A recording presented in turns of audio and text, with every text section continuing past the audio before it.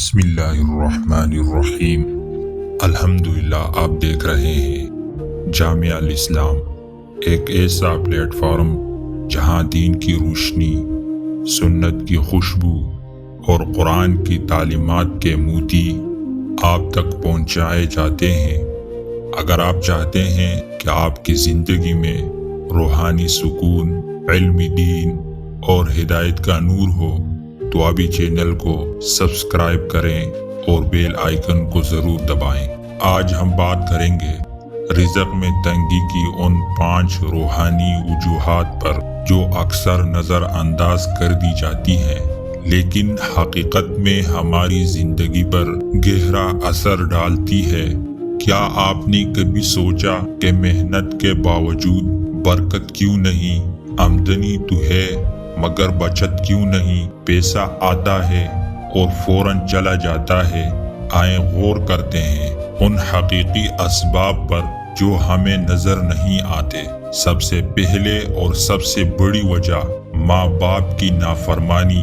جو شخص اپنے والدین کی بات نہ مانے، ان کے دل کو دکھ پہنچائے، اس کا رزق آسمان سے رکتا ہے۔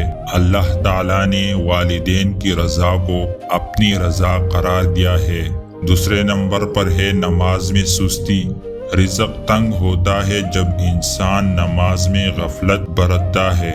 نماز صرف عبادت نہیں بلکہ برکت کا ذریعہ ہے۔ جو 5 وقت اللہ کے سامنے جھکتا ہے، اللہ اس کے رزق کے دروازے کھول دیتا ہے۔ تیسرے نمبر پر حرام رزق کبھی برکت نہیں لا سکتا۔ جو انسان جھوٹ بول کر، دھوکہ دے کر یا حرام طریقے سے مال کماتا ہے، اس کے مال میں کبھی خوشی، کبھی سکون نہیں آتا۔ ظاہر میں زیادہ ہو سکتا ہے مگر دل ہمیشہ تنگ ہی رہتا ہے۔ چوتھے نمبر پر حسد اور بغض دل میں رکھنا۔ جس دل میں حسد اور بغض ہو اس پر اللہ کی برکت نہیں اترتی۔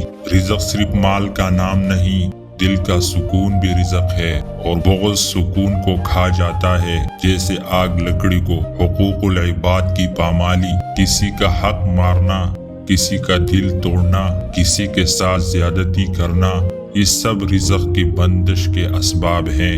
اللہ فرماتا ہے میں اپنے حق تو معاف کر دوں مگر بندے کا حق اس سے لینا پڑے گا۔ اگر آپ چاہتے ہیں کہ رزق کھلے، دل کو سکون ملے اور زندگی میں آسانیاں آئیں تو والدین کی خدمت کریں، نماز کو مضبوطی سے تھام لیں اور اپنے دل کو پاک کریں۔ اگر آپ کو یہ ویڈیو پسند آئی تو لائک کریں، کامنٹ میں آمین لکھیں اور اس پیغام کو دوسروں تک پہنچائیں۔ شکریہ، جزاکم اللہ خیرا۔